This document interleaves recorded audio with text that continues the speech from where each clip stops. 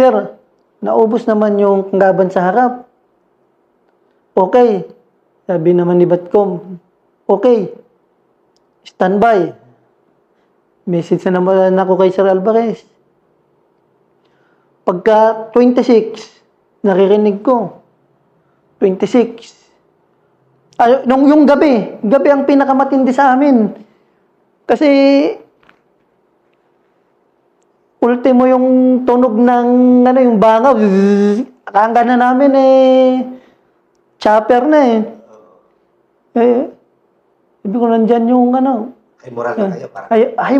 Ay, moral na kami kasi, sabi nung private, Sir, gamok man yan, sabi niya. Ay, ganun ba? Sabi, pasensya na parang iba na yung isip ko kasi parang gusto ko nang lumabas gusto ko nang makuha kami. Oh. Kasi amoy patay na kaya kami. Nagte-text si Ma'am si Ma'am Fernandez. Sino si Ma'am Fernandez? Siya yung Brigade S1 ng 103rd Brigade. Kabayan, kamusta kayo dyan? Sabi niya. Tinetext niya ako na kamusta kayo dyan? Okay naman ma'am, baka pwedeng maka-request ng isang UWI dyan o anong chopper sa taas namin para hindi kami pinipitik-pitik. Kasi gabi pinipitik kami, parang may mga laser na gumaganon-ganon sa vehicle namin. Sige, hintayin ninyo, sasabihan ko, sabi niya. Maya-maya, meron. Tigil yan, tigil yung snipe sa amin. Angis na naman nung UWI, ma'am, baka pwedeng mag-request na naman ng, bibigyan tigil na naman yan, mag-snipe sa amin. Pag bumaba na naman yung chopper, sniping na naman kami. Hanggang matinding araw, ganon yung ginagawa namin. Textan ko, ma'am, thank you, ma'am. Survive yung magdamag, ma'am. Kami na naman yung... kasi hindi po namin nakikita. Kasi sobrang, madilim. Sobrang gabing-gabi. Ma'am, thank you, sabi ko sa kanya. Umaga na kami na naman ang babanat. Basta, sabi niya sa amin, mag-ingat kayo dyan. Naririnig ko na May armor vehicle na kapit na sa amin. Hindi ko alam kung saan, pero hindi na, bumabagbag rin. Text ko si Batcom, Sir, good morning. May armor vehicle ako naririnig kapit dito sa amin. Nandiyan yung Port Mic. Nandiyan yung Port Mic. Okay, sir, thank you, sir. Nandiyan na naman, may pukpukan na naman. Tapos meron hanggang sa, sir, gumayo naman yung armor vehicle. So parang inis na moral na naman kayo kasi may coming na, may reinforce na. Ganon. Kasi may, alam na namin na nandyan na yung kasama namin na armor. Ano ang pagkira nun sa tuwing nawawala na naman? Parang nakakapanghina na parang maghihintay na naman tayo. Kaya hanggang kayo may makakapasok. Hanggang maghapon. Gano'n ang ginagawa namin. Basta ang ginagawa namin, pag volume of fire yung laban, response kami, 1, 2, 3, ganyan lang. Basta nag-aabang din, parang iniisip nung laban namin, nagbabantay, ganyan. Ang mahirap na naranasan namin doon, yung nandun pa kami sa vehicle na sinusunog na kami. May binabatong yung mga bote doon na hanggang sa masunog kami. Sobrang init sa loob ng armor vehicle. Tapos, parang parang masaya rin kasi pag naramdaman na namin na mainit na sa loob ng armor vehicle, parang aambon. Matanggal na naman yung init kasi... Parang nakikisabay ang panahon. Parang ganun, parang swerte ba ito o sabi ko, basta nasa isip ko, buhay na tayo kasi ang isip ko kung mamamatay tayo, nung una pa tayo namatay. Sumunod na araw, ganun. Pero ibig sabihin, mabuhay pa rin. Baga, hindi pa rin kayo nawala ng talaga. Ganun yung, sabi, napakaswerte pa rin namin. Tapos gabi. Gabi, mga 7 siguro yun, o mga 6:30. May nag-text sa akin. Hindi naka-register yung number. Kasi yung signal kasi pinapatay, kaya yung message late rin magdating. Nauna kong na-receive yung unknown number bago yung text ng Batcom ko na binigay ko yung number mo kay Colonel Yongke na CEO ng First SRB, Scout Ranger Battalion. Tinext ko. Sir, good evening. Corporal Gumbay, 894921, Cavalry, Philippine Army. Sabi ko pa gunner ng komando. Di nag-response naman siya. Colonel Yongke, Sarge, Battalion Commander ng First SRB. Nandito kami sa location nyo. Parang moral na. Nandyan na. May mag-rescue. Nandyan na, sir, kasi nandyan na, ranger na yung pumasok, sir, Ang daming nag-attempt, sir. May 49 IB, ang daming batalyon na nag-attempt na pasukin kami para ma-reinforce kami, pero hindi siya naging successful dahil sobrang tibay daw ng depensa ng mga mauti noon, sobrang established daw. Itong First SRB, sabi ni Sir Yongke noon, nandito kami sa location nyo. Nagbubutas kami ng pader. Sabi niya. Sabi ko, moral na. Tinext ko yung nasa bahay na isa. Sabi ko, Cab, si private ka ba na yan? Cab, may ranger dyan sa side mo. Bantayan mo, baka maputukan mo. Yes, sir, sabi naman niya. Hanggang sir, umpisa nung nag-text siya sa akin, hanggang madaling araw, nagbabagbag hanggang makadikit sa amin. Anong kumpanya yung Hindi ko, basta kay First SRB siya, pero hindi ko kung 14, 15 o 13, basta under kay Captain Karandang. Captain Karandang. Siya yung company commander. Narinig mo lang.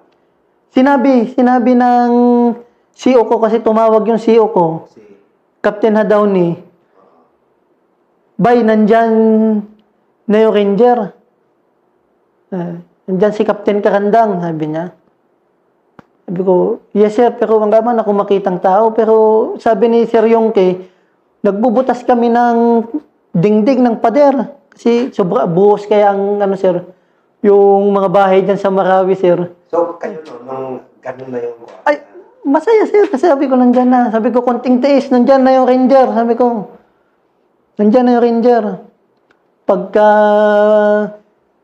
bukang gawayway, sir. Basta 27 ng madaling araw, sir. Maaga. Yung saktong agaw ang gawa nagdingdom, sir. Text ako kay Sir Yongke, sir. Saan po ba kayo banda? Nandito kami sa side nyo. Nakikita ko na yung harap ng armor vehicle. Sabi ko, armor vehicle, ibig sabihin, hindi dito siya sa right side. Hindi, sabi ko, bakit ang putok, hindi naman dito banda. Sabi ko, dito banda. Sabi ko, sir, hindi ko rin naman kasi masisi, sir, na ang guys, harap ng vehicle yung nakikita. Sabi ko, ba't gano'n? Nandito banda yung putok. Basta kasi sir, may bumabagbag ng pader din dito, sir, sa bandang harap ko, sir. Diyan sa sinasabi mo, sir, ng location, mangapit dyan. Mangapit dyan yung bumabagbag.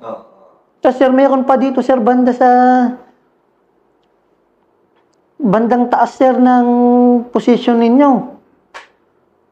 Basta kami yung bumabagbag na tropa dyan sa inyo, malapit na kami, sabi niya. Tapos maya-maya, naputol yung communication namin. Kasi nainkwentro yung mga tropa ng SRB, sir. Ang Ranger. Yes, sir, siningitan na naman kami. Siningitan kami, inkwentro, sir, katagal. Tapos, sir, ang nangyari, itong first SRB, anong tawag dito sa 90RR. 90RR yung mga maute. At tinamaan ngayon yung bahay na inoccupy ni Private Cabanayan. Sigaw ngayon yung ano, sir. Sumigaw ngayon yung private, sir. NRPG kami, sir. Sabi ko, saan banda? Dito sa gilid namin, sir. Sabi niya. Sabi ko, nandyan yung ranger. Paano kayo na RPG? Basta, sir, NRPG kami. Ngayon, nung yung nawasak na kwarto, ang daming mga pagkain, mga tubig, mga ice cream na natunaw. Pinagbibigyan na kami doon sa, hinugugan niya kami sa bintana. Hemoral kami kasi may tubig, may mainom na kami. Kasi malaki kain. Natanggagang yung ginagawa ko yung hamog sa armor vehicle, ginaganyan ko ng yun na ang iniinom ko. Ganun ba? Oo. Tapos, nung binigyan na kami, hemoral. Nahemoral kami. Grabing inom namin ng tubig. Tapos text ako kay Sir yung Sir, NRPG yung tropa namin, yung nasa bahay. Si Private Cabanayan yung naka-occupy. Sabi niya sa akin, standby muna kayo. Standby muna kayo kasi na-engage yung tropa namin. Papunta na kami dyan sa inyo. Na-engage. At di, naghintay ako. Naririnig ko si Private Cabanayan, pumuputok, papitik-pitik. Ang sabi nung mga tropa ni Sir Yongke, ini-snipe sila. Sabi ko, baka yung ginawa ng mga maute, sumingit, and then nung napa-enkwentro, umexit, para ang mag-enkwentro, yung tropa namin, saka tropa na ranger. Sabi ko kay Private Cabanayan, Cab, huwag ka munang puputok, sabi ko sa kanya. Kasi wala din naman nakikita, di ba? Huwag kang puputok, i-observe mo nang maigi, sabi ko sa kanya. Text ako doon kay Sir Yongke, Sir, may pumuputok pa ba sa inyo, Sir? Hanggang matagal na nag-observe. Negative na. Sabi ko, Sir, baka napagkamangan kayo ni Private Cabanayan na kayo yung maute. Hanggang sa 27 ng hapon na yun, Sir. May magandang ginawa yung ranger, Sir. Yung tropa, buong tropa, Sir, na na-rescue kami, Sir. May mga senaryo, pumasok yung Air Force, yung UWI, binagbagan. Yung MG, binagbagan, yung Dayang. 15:30 yun, sir. 15:30. In-execute yun. Lahat kami, sir, synchronize yung time. Synchronize yung pag-organize ng movement namin, sir. Basta 15:30, ganito ang mga senaryo. Nagtawag sa akin si Sir Yongke. Pagbaba nyo ng armor vehicle, takbo kayo, kahanan kayo. Nung una, ayaw ko. Kasi sabi ko, yung pupuntahan namin, kill zone. Sir, correction, sir, sabi ko. Kasi yung pinapadapaan mo, sir, is dryer. Dyan nakapwesto yung mga maute. Basta ang sabi ni Sir Yongke, pag narinig nyo yung MG, UWI, then yung Dayang, baba ng vehicle, sinundan namin yung direksyon. Takbo sa dryer, dapa doon. Sabay, Ilan kayo? ako, sir,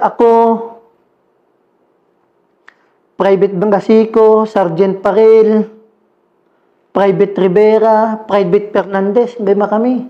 na nandun sa armor vehicle nun. Tapos, ikaw yung palaging nagpupunta. Ako yung kumukontak kay Colonel Yongke kasi yung number ko yung binigay. Buti hindi ka pa nalubat. May power bank yung mga private na baon. Yun yung ginamit ko. Nakikicharge ako. Sabi ko, pagtiisan nyo muna na yung cellphone ko yung i-charge ninyo. Saka na muna yung sa inyo. Kung may kukontak sa pamilya, yung cellphone ko na yung gamitin. Para isang makatipid kami sa charge hanggang saan naabot. Nung 27 na yun, 15:30, nangyari yung senaryo na sinabi ni Sir Yongke nun. Tumakbo kami. Pag-dismount, diretso, then kumanan kami. Yung kina Sir Alvarez, paglabas ng bahay, nagkasalubungan kami. Pero sa dami ng putok, hindi na namin naisip na sumama sa kanila. Basta kung ano yung instruction, yun yung briefing ko sa kasama ko na nasa armor vehicle eh. Basta pag bukas ng pinto, baba, takbo, kanan. Sinubong namin si Sir Alvarez. Diretso, kumanan sila kami, dumiretso din, kumanan din. Ang nangyari, kill zone yung dinapaan namin. Kita na namin na nagtatayuan na yung mga mauti sa building. Allahu Akbar, gumagano na, pero thankful din kami kasi hindi kami iniwan ng UE at saka ng MG. Hanggang binagbagan ng gusto yung mga building. Yung mga nagtayuan, nagdapaan, then nagmaneuver na naman kami.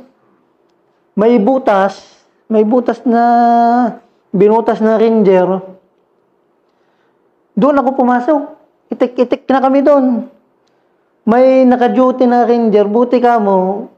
Hindi kami binaril kasi pagpasok daw ng parang na rin siya eh. Pagkita daw niya na kibngar yung suot, hinatak niya ako. Hanggang kayo, gima kami. Sabi, gima kami, sir. Yung tropa ni Lieutenant Alvarez, sir, iba yung tinakbuhan, sir. Pero nagkita-kita kami doon sa isang bahay mismo na sinasabi ni Sir Yongke na may kukuha sa amin na ranger. Nabutan kayo doon? Nagkita-kita kami doon habang naka-support by fire yung mga ranger sa amin. Na doon din na ipon-ipon kami doon sa bahay na sinasabi ni Colonel Yongke. In short, na-rescue kayo doon? Na-rescue kami. Sino yung nandun na nag-ano sa'yo? Hindi ko na... Ang matandaan ko doon, si Captain Kakandang. Tapos mga NCO na yung... Iba, may nagbigay sa akin ng pagkain noon, pero tubig yung hinahanap ko. Bakit? Ano yung... Wala ba kayong kinakain? Nang lagi, mga kaming ganang kumain na basta tubig ang gusto ng katawan namin. Noong time na yun? Tubig hanggang ma-ibak kami hanggang sa TCP, sa patrol base, hanggang sakay kami sa ambulansya papunta ng ospital. Tubig talaga doon tayo nanap. na anong nangyari doon? Nung nakita siya na ano na yung... Masaya nung nakita ko, nung pagpasok ko doon sa butas, nakita ko na nandyan na yung tropa. Sabi ko parang na yung buhay na, sabi ko nandito na, sabi ko magandang na ito, sabi ko magandang pagkakataon na ito. Kaso ang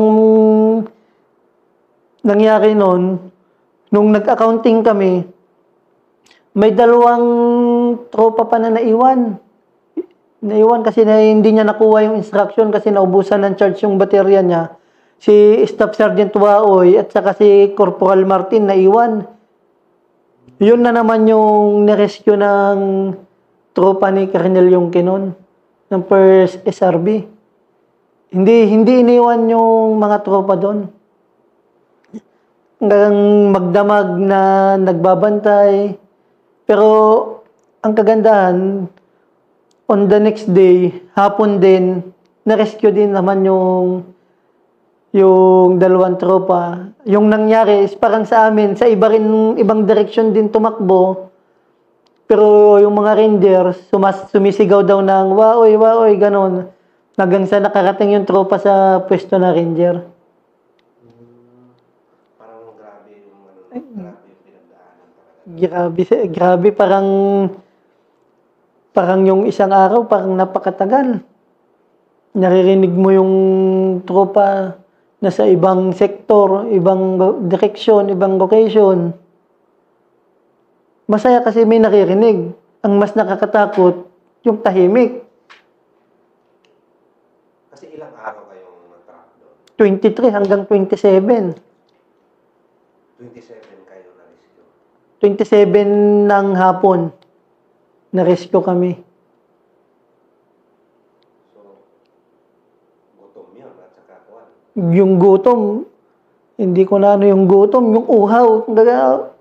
Parang gusto kong uminom ng napakaraming tubig. Mga 3 days pa bago ko nagkain ng kanin nun eh. Basta mas gusto ko yung tubig. So, parang 24 hanggang 67. 4 days kayong na-track doon. Opo. 4 days. Naghanap po ano yun, na tubig-tubig. Kung ano na yung tubig, yung sobrang init sa armor vehicle. Nakatutok kami sa araw, tapos binabato ka pa ng yung pampaapoy ng kaaway noon, laban. Parang mare-rescue pa ba tayo? Kasi may time talaga din na kuwan na parang sumurinder na rin yung parang hindi na yata tayo ma-rescue. Parang may panahon na gano'n dumating. ang ano ko sa akin, sir, pag nakita ko na ganun yung nararamdaman ng mga kasama ko, ako yung magsabi na, hindi, buhay tayo kasi dapat. Kasi yun kasi yung para sa akin yung pag sa mga operation, yung unang bugso, kung mamamatay ka sa unang bugso is, yun na eh.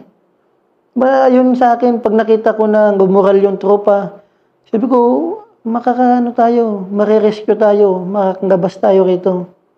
Siyempre, o ganun naman talaga kasi lalo na private kasama. Sa private, tapos wounded pa.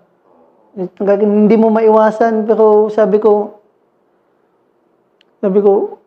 kung sasabayan ko ito, baka anong mangyari sa amin. Ang sabi ni Sir Alvarez sa amin, basta dapat sa atin may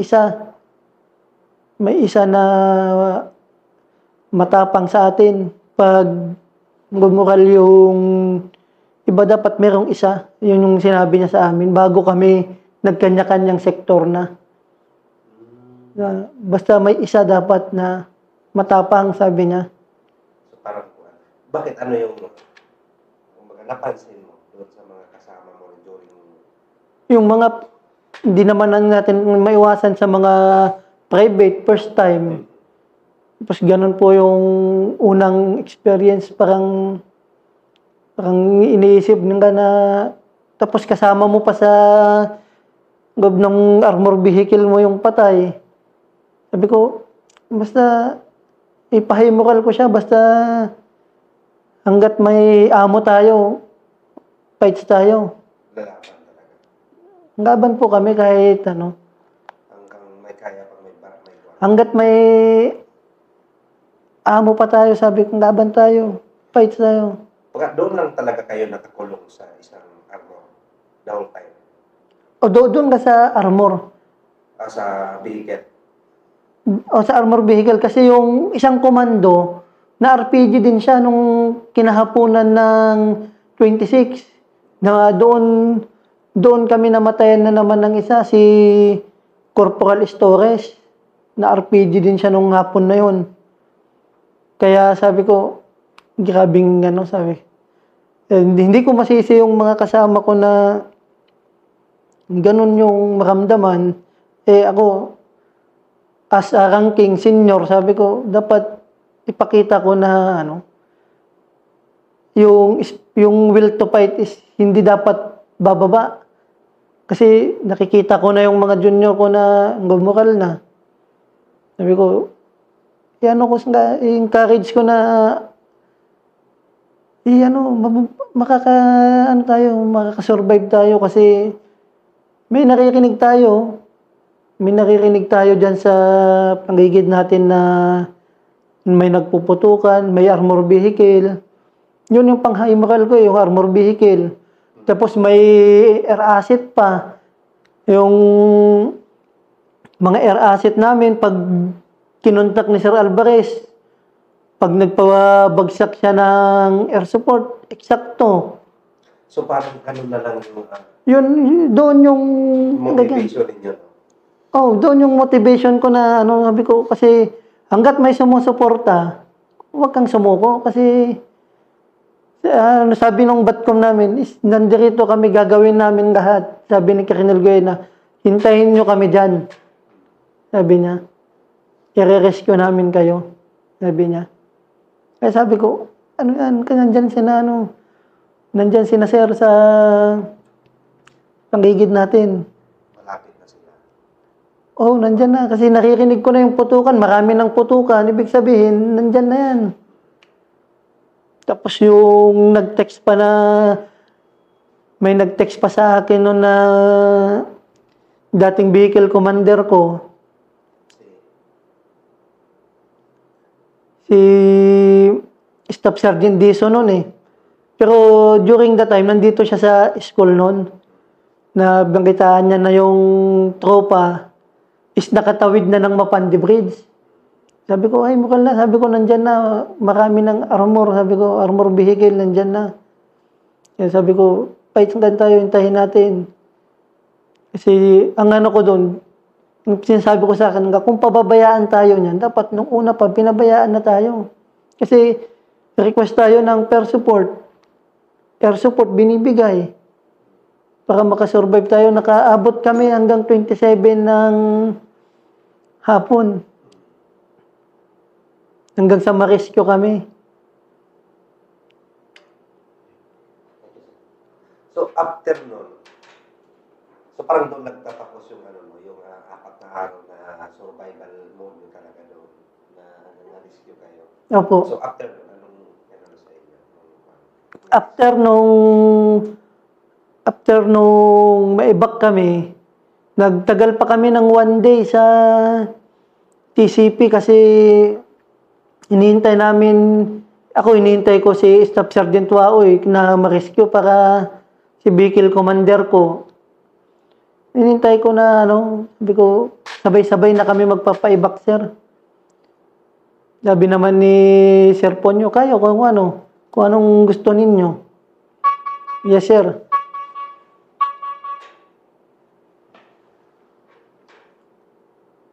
So hanggang ilan ang namatay? Ang namatay sa amin, si Master Sergeant Santos, si Private Purgas, Private Cabonita, at saka si Corporal Estores, 4. Sa 21 na pumasok. Opo, sa grupo namin na pumasok, 4 yung namatay. Sa kabilang vehicle? Overall na po yun, sa aming section na po yun. 2 vehicle.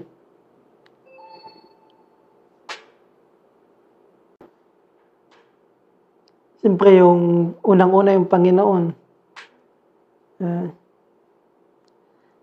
Siyempre, ang daming pagsubok nung panahon na yun. Tapos, ang daming nangyari na pero sinunog kami. Tapos, namatay yung apoy. Tapos yung mga request namin na suporta is naibibigay ng tama. Tapos sunod, yung batalyon commander namin na hindi kami pinabayaan. Kay Sir Yongke na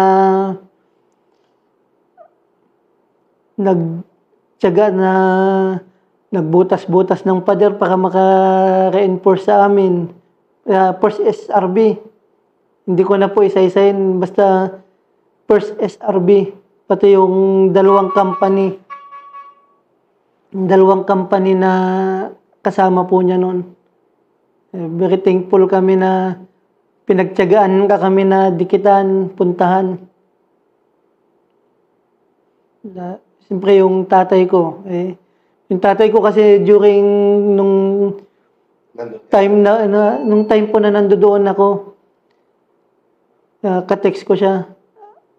Number 1 instruction niya sa akin, huwag mong iwan yung vehicle. Huwag kang lumabas ng vehicle. Huwag mong iwan yung armor vehicle, sabi niya. Yun nga yung parating sinasabi ng father ko noon. Huwag mong iwan yung armor vehicle, sabi niya. Yung father ko din is retired army din siya. Dito rin siya sa armor.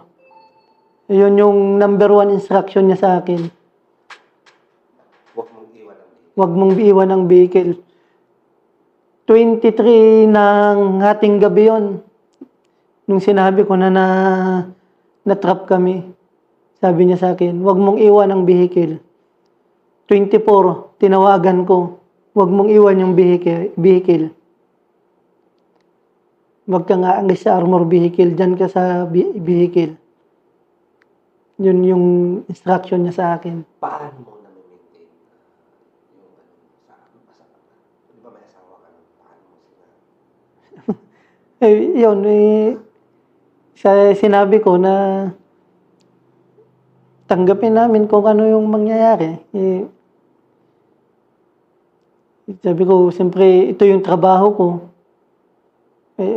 Hindi ko masisi yung asawa ko na umiyak. Iiyak. Siyempre, nag-aalala ka, tinanay mo siguro. Apo, sabi ko, kung anong mangyari, sabi ko, tanggapin natin. Pero sabi ko nga, is, gagawin ko yung makakaya ko. Hindi ko ibibigay ng basta-basta.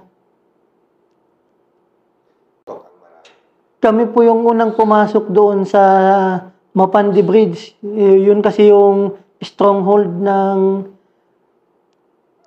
mga Maute noon. May mga ibang armor units din na dispatch sa iba't ibang part ng Marawi noon. Pero kami, yun yung unang-unang mission sa amin na i-rescue si Sir Moranges noon.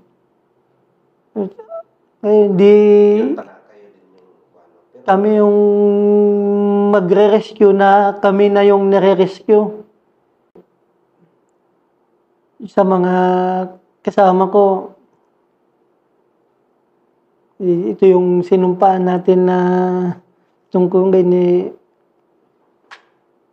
hindi natin maiwasan. Nagkataon yung ganun natin. Hindi, yung ganun kasi hindi talaga maiwasan sa nature ng trabaho natin. Proud ka kasi bayaran sila na Oo. nag-heroes kayo. Proud ako kasi lahat naman tayo is may kanya-kanya tayong way para maging hero. Yun, nagbuhay siya ng buhay para sa bansa natin. Sa mga kagaya ko na hindi naman